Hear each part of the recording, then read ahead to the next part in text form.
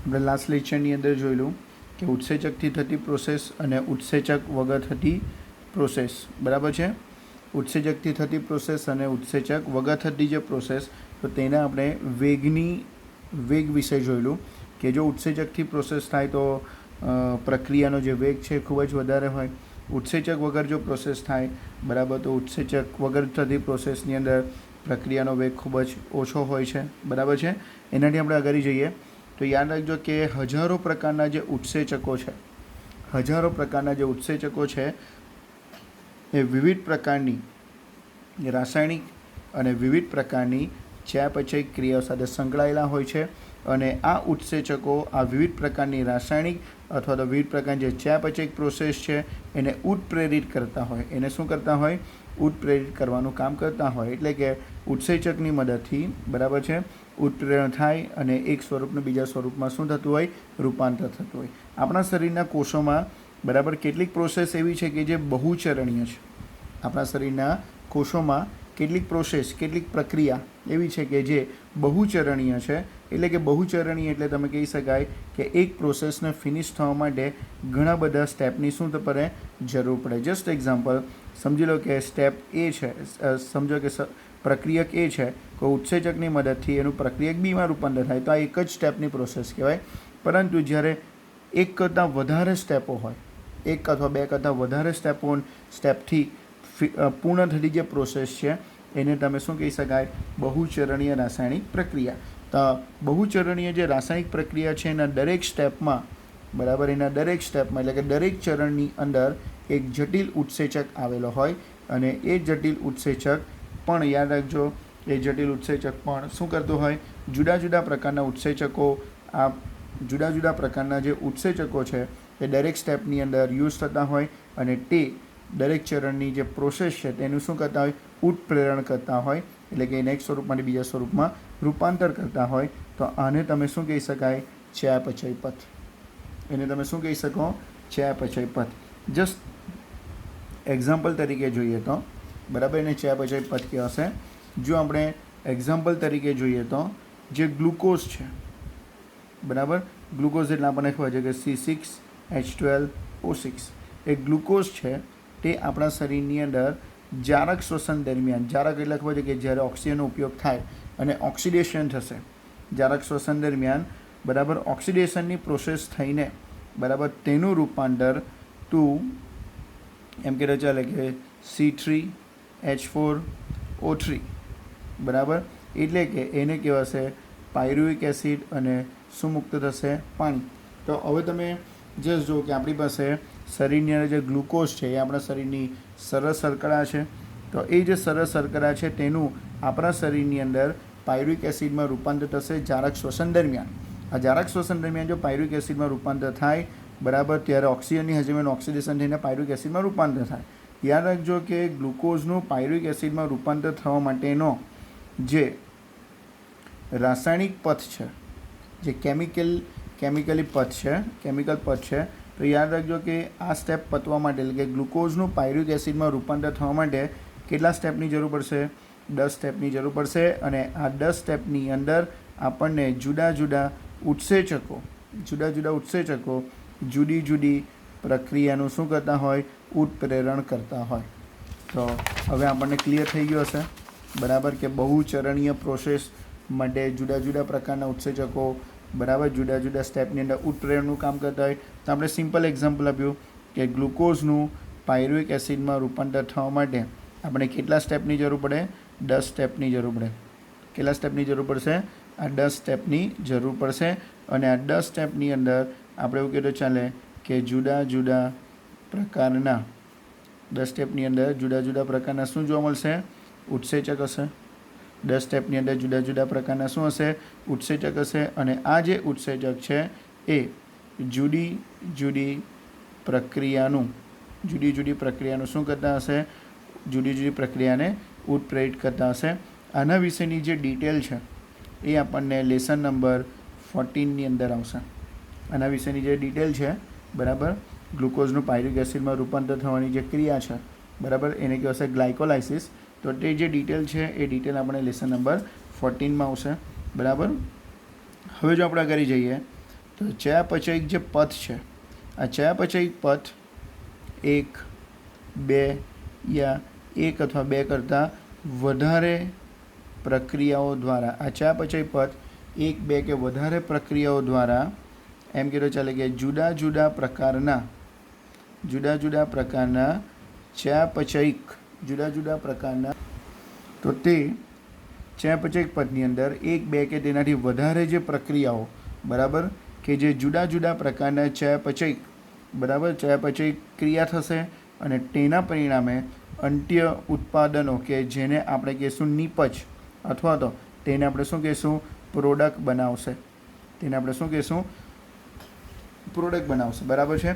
અથવા તો તમે એવું બી કહી શકો કે જે ચયાપચયિક પથ છે તે 1, 2 અથવા તો વધુ પ્રક્રિયા કરે. આપણે કીધું ને કે ચયાપચયિક પથ 1 સ્ટેપનું બી હોય, 2 સ્ટેપનું બી હોય અથવા તો 2 કરતાં વધારે સ્ટેપ. આપણે હમણાં જ કીધું કે ગ્લુકોઝનું પાયરિક એસિડમાં રૂપાંતર થયું એ 10 સ્ટેપની પ્રોસેસ છે. તો એ 1 કરતાં વધારે પ્રક્રિયાઓ બી હોય ત્યારે જુદા જુદા પ્રકારના ચયાપચયિક પથ, બરાબર, એનું અંત્ય ઉત્પાદન એટલે કે નિપજ અથવા તેનું ઉત્પાદન પ્રોડ્યુસ કરતા હોય છે. તેનું બી આપણે એક્ઝામ્પલ જોઈએ તો, અને આ જે પ્રોડક્ટ બનતી હોય, બરાબર, એ જુદી જુદી દિશા દ્વારા જુદા જુદા પ્રકારની અંત્ય પ્રોડક્ટ એટલે કે નિપજનું ઉત્પાદન કરતા હોય. જસ્ટ એક્ઝામ્પલ, આપણા શરીરમાં આવેલા કંકાલ સ્નાયુ, બરાબર, આપણા શરીરમાં આવેલા જે કંકાલ સ્નાયુ છે, આ કંકાલ સ્નાયુ આપણે એવું કહીએ કે ચાલે કે જારક શ્વસન કરે અને જારક શ્વસનમાં એ ગ્લુકોઝમાંથી પાયરુવેક એસિડનું નિર્માણ કરશે. પણ યાદ રાખજો કે જારક શ્વસન આપણે કીધું કે જુદી જુદી દિશા દ્વારા જુદા જુદા પ્રકારના ઉત્પાદનો તથા અંત્ય પેદાશ મળે. તો જુદી જુદી દિશા એટલે આપણે કહી શકીએ કે જારક એટલે કે ઓક્સિજનનો ઉપયોગ કરીને. તો આપણા કંકાલ સ્નાયુઓ ઓક્સિજનનો ઉપયોગ કરીને ગ્લુકોઝમાંથી શું બનાવશે? પાયરુવેક એસિડ બનાવશે. તે જ રીતે આ જ કંકાલ સ્નાયુઓ જ્યારે ઓક્સિજનની હાજરી ન હોય ત્યારે CO2નો ઉપયોગ કરશે. એટલે કે ત્યારે આપણે એવું કહેતો ચાલે કે ત્યારે કયું શ્વસન કરશે? અજારક શ્વસન કરશે. અજારક શ્વસન કરીને એ લેક્ટિક એસિડ પ્રોડ્યુસ કરશે. અજારક શ્વસન કરીને શું ઉત્પન્ન કરશે? લેક્ટિક એસિડ પ્રોડ્યુસ કરશે. તે જ રીતે કેટલીક ઈસ્ટ, બરાબર, ઈસ્ટ પણ કેવું શ્વસન કરશે? અજારક શ્વસન કરશે. ને અજારક શ્વસન કરીને આંઠવણની ક્રિયા દરમિયાન, બરાબર, એ શું બનાવશે? ઇથેનોલ બનાવશે. આંઠવણની ક્રિયા દરમિયાન શું બનાવશે? ઇથેનોલ બનાવશે. તો ક્લિયર થઈ ગયું હશે. તો સિમ્પલ, જે ચયાપચયિક પથ છે તે 1 કે 2 કે તેનાથી વધારે પ્રકારની પ્રક્રિયાઓ દ્વારા આપણે એવું કહેતો ચાલે કે જુદા જુદા પ્રકારની ચયાપચયિક પ્રક્રિયા દ્વારા એની અંદર જુદા જુદા પ્રકારની અંત્ય ઉત્પાદનો અથવા તો નિપજ ઉત્પન્ન થતી હોય છે. જુદી જુદી દિશા દ્વારા જો ક્રિયા થાય એટલે કે જારક દ્વારા થાય, અજારક દ્વારા થતા હોય તો તેના લીધે એની અંત્ય પેદાશ બી શું થઈ જશે? બદલાઈ જશે. જસ્ટ એક્ઝામ્પલ, જો આપણે કંકાલ સ્નાયુની વાત કરીએ તો કંકાલ સ્નાયુ જો જારક શ્વસન કરે, ઓક્સિજનનો ઉપયોગ કરે તો તે પાયરુવેક એસિડ બનાવશે. કંકાલ સ્નાયુ જો અજારક શ્વસન કરે એટલે કે એબ્સન્સ ઓફ O2 જો કરશે તો લેક્ટિક એસિડ પ્રોડ્યુસ કરશે. તે જ રીતે ઈસ્ટ એટલે કે આપણે કહીએ ને કે એક કોષી ફૂગ બીજો અજારક શ્વસન કરે, એક કોષી ફૂગ બીજો અજારક શ્વસન કરશે તો તે આંઠવણ દરમિયાન શું બનાવશે? ઇથેનોલ પ્રોડ્યુસ કરશે. બરાબર છે. હવે આપણે એક નવા ટૉપિક પર જઈએ તો, બરાબર છે, નવા ટૉપિક પર જઈએ તો 9.12.2ની વાત કરીએ તો ઉત્સેચકો દ્વારા ઊંચા દરથી રાસાયણિક રૂપાંતર કેવી રીતે થાય? બરાબર, આપણો ટૉપિક છે કે જે ઉત્સેચકો દ્વારા ઊંચા દરથી, બરાબર, ઊંચા દરથી રાસાયણિક રૂપાંતરણ કેવી રીતે થાય છે? બરાબર. તો હવે ધ્યાન આપીએ તો આપણે જે રાસાયણિક અથવા તો આપણા શરીરમાં ચાલતી જે ચયાપચયિક પ્રક્રિયાઓ છે કે જેમાં આપણે એવું કહેતો ચાલે કે રૂપાંતરણો એટલે કે એક સ્વરૂપમાંથી બીજા સ્વરૂપમાં. તો આ જે રૂપાંતરણો છે તો તે રૂપાંતરો દરમિયાન જે એક પ્રક્રિયા છે, એક પ્રક્રિયા કે જેમાં રહેલું જે રસાયણ, બરાબર, રસાયણ એટલે આપણે બીજું કંઈ નહીં પણ આપણે એને પ્રક્રિયક અથવા તો આપણે એને સબસ્ટ્રેટ એટલે કે જેને સંજ્ઞા S દ્વારા દર્શાવીશું. બરાબર છે. તો જે રૂપાંતરણો છે અથવા તો કહી શકાય કે આપણા શરીરમાં ચાલતી રાસાયણિક અથવા તો જે ચયાપચયિક પ્રોસેસ છે તો જે આ રૂપાંતરણો છે તે એક પ્રક્રિયા કે જેમાં જે રસાયણનું શામાં રૂપાંતર થતું હોય, નિપજમાં રૂપાંતર થતું હોય. નિપજમાં શું થતું હોય? રૂપાંતર. તો રસાયણ એટલે કે સબસ્ટ્રેટ એટલે એસ, કે જેનું પ્રોડક્ટ એટલે કે આપણે એને સંજ્ઞા પી એટલે કે નિપજમાં શું થતું હોય? રૂપાંતર થતું હોય. એટલે સિમ્પલ છે કે આપણા શરીરમાં જે રાસાયણિક પ્રક્રિયાને અંતે જે સબસ્ટ્રેટ છે તેનું શામાં રૂપાંતર થશે? પ્રોડક્ટમાં રૂપાંતર થશે, એટલે કે પ્રક્રિયકનું નિપજમાં રૂપાંતર થાય. તો કેવી રીતે રૂપાંતર થશે? તો જોઈએ તો કે જ્યારે જે ઉત્સેચક છે, બરાબર, એ ઉત્સેચકમાં આપણને ખબર છે કે શું આવેલું હોય? સક્રિય સ્થાન આવેલું હોય. તો જ્યારે જે ઉત્સેચક છે તેમાં એક સક્રિય સ્થાન, બરાબર, અથવા તો જે સક્રિય સ્થાન છે તેને આપણે કીધું છે એક્ટિવ સાઇટ્સ. એને શું કહીશું? Active sites. તો સક્રિય જે સ્થાન છે, બરાબર, એ સક્રિય સ્થાન ધરાવતું જે ત્રિપરિમાણીય પ્રોટીન, સક્રિય સ્થાન ધરાવતું જે ત્રિપરિમાણીય જે પ્રોટીન છે, બરાબર છે, ત્રિપરિમાણીય જે પ્રોટીન છે તે, બરાબર, તેની સાથે જ્યારે કોણ જોડાશે? પ્રક્રિયક જોડાશે. ત્યારે પ્રક્રિયકનું, બરાબર, પ્રક્રિયકનું શામાં રૂપાંતર થશે? નિપજમાં રૂપાંતરણ થશે, એટલે કે કન્વર્ટ થશે. ક્લિયર થઈ ગયું? તો ઉત્સેચકની અંદર શું આવેલું હોય? સક્રિય સ્થાન આવેલું હોય. ઉત્સેચકની અંદર શું આવેલું હોય? એક સક્રિય સ્થાન, એટલે કે જેને આપણે એક્ટિવ સાઇટ્સ કહીશું. આ એક્ટિવ સાઇટ્સ એટલે કે આપણે કહીએ ને કે ઉત્સેચક એ પ્રોટીનના બનેલા છે, તો એક્ટિવ સાઇટ્સ એટલે ત્રિપરિમાણીય પ્રોટીનની બનેલી રચના કે જેના કોન્ટેક્ટમાં પ્રક્રિયક આવશે અને તે નિપજની અંદર એનું શું થશે? કન્વર્ટ થશે. બરાબર છે? આજે પ્રત્યેક ઉત્સેચક, હવે ધ્યાન આપીએ તો કે જે પ્રત્યેક જે ઉત્સેચક છે, તો પ્રત્યેક ઉત્સેચકનું જે સક્રિય સ્થાનની વાત કરીએ તો પ્રત્યેક ઉત્સેચકના જે સક્રિય સ્થાન એ આપણે ખબર છે કે ખાંચા સ્વરૂપે અથવા તો ગૃહ સ્વરૂપે હોય. બરાબર, એ ખાંચા અથવા તો ગૃહમાં, બરાબર, કોણ જોડાશે? પ્રક્રિયક જોડાય. એટલે કે જસ્ટ એક્ઝામ્પલ વિચારી લો કે આ, બરાબર છે, આ ઉત્સેચક છે અને આ ઉત્સેચકનો આ ગૃહ છે. ઉત્સેચકની આ શું છે? ગૃહ છે, અથવા તો તમે એને શું કહી શકાય? ખાંચા છે. એ ખાંચાની અંદર અહીંયા શું ફિટ થઈ જશે? પ્રક્રિયક ફિટ થઈ જશે. આ ખાંચાની અંદર શું થઈ જશે? પ્રક્રિયક જોડાઈ જશે. બરાબર, અથવા તો તમે કહી શકો જે પ્રક્રિયક છે, જે પ્રક્રિયક છે એ પ્રક્રિયક ઉત્સેચકના સક્રિય સ્થાન સાથે શું થઈ જાય? જોડાય. બરાબર, તો પ્રક્રિયક એ ઉત્સેચકના સક્રિય સ્થાન એટલે કે ખાંચા સાથે શું થઈ જશે? જોડાઈ જશે.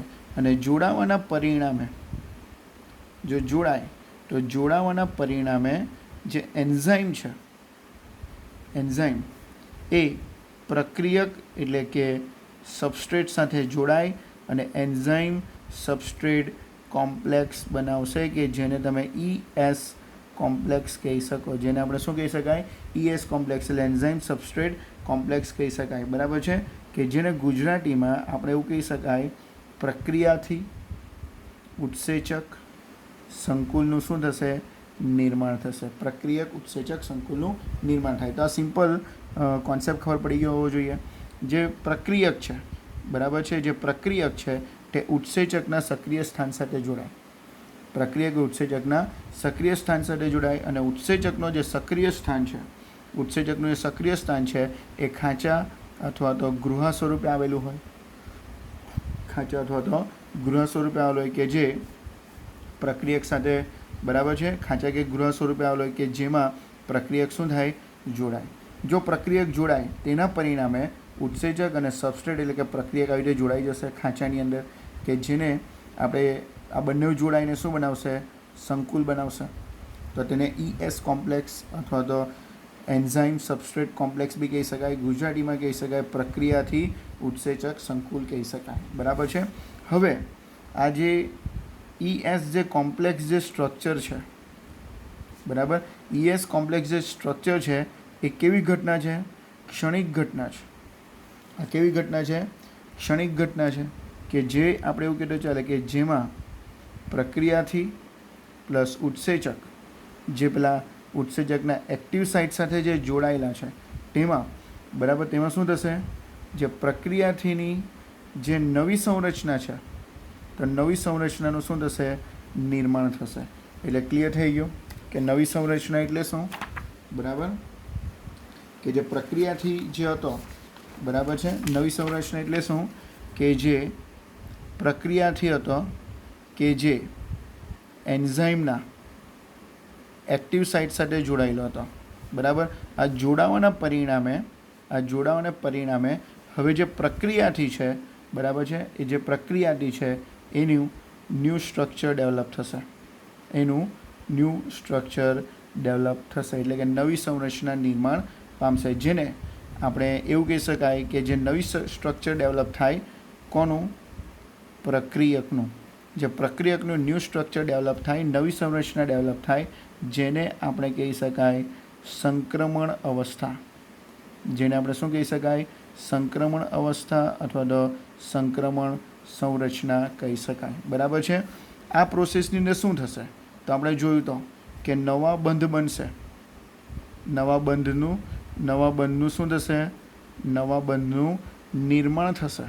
અને બરાબર, જો નવું સ્ટ્રક્ચર બને તો નવા બંધનું નિર્માણ થાય. સાથે સાથે જો નવા બંધનું નિર્માણ થાય તો જે જૂના બંધ હતા તો જૂના બંધનું શું થશે, તૂટવું બી થશે, બરાબર. એટલે કે નવા બંધના નિર્માણની ક્રિયા થાય, જૂના બંધના તૂટવાની ક્રિયા, અહીંયા આપણે એવું કહીએ ચાલે કે તૂટવાની ક્રિયા શું થઈ જશે, પૂર્ણ થઈ જશે. તૂટવાની ક્રિયા શું થઈ જશે, પૂર્ણ થઈ જશે. એટલે કે આપણે ધ્યાન રાખવાનું રહેશે કે જે એક્ટિવ સાઇટ્સ છે, બરાબર, આ એક્ટિવ સાઇટ્સમાં કે પ્રક્રિયકની નવી સંરચના બનતા, બરાબર, નવી સંરચના બનતા જે પ્રોડક્ટ છે એ પ્રોડક્ટ ત્યાંથી નવી સંરચના એટલે બનતી નીપજ, એટલે કે પ્રોડક્ટ ત્યાંથી શું થશે, દૂર થશે. પ્રોડક્ટ ત્યાંથી શું થશે, દૂર થશે.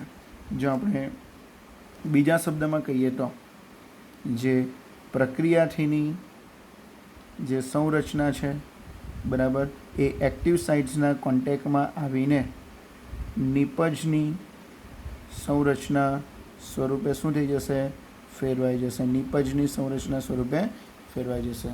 તો ક્લિયર થઈ ગયું કે જ્યારે પ્રક્રિયક એન્ઝાઇમ સાથે જોડાય તો એન્ઝાઇમમાં જે એક્ટિવ સાઇટ્સ છે, બરાબર, એ એક્ટિવ સાઇટ્સ સાથે જોડાશે અને ત્યાં ઉત્પ્રેરણની ક્રિયા થશે અને જે પ્રક્રિયક છે એનું નવું સ્ટ્રક્ચર ડેવલપ થશે. પ્રક્રિયકનું નવું સ્ટ્રક્ચર ડેવલપ થાય.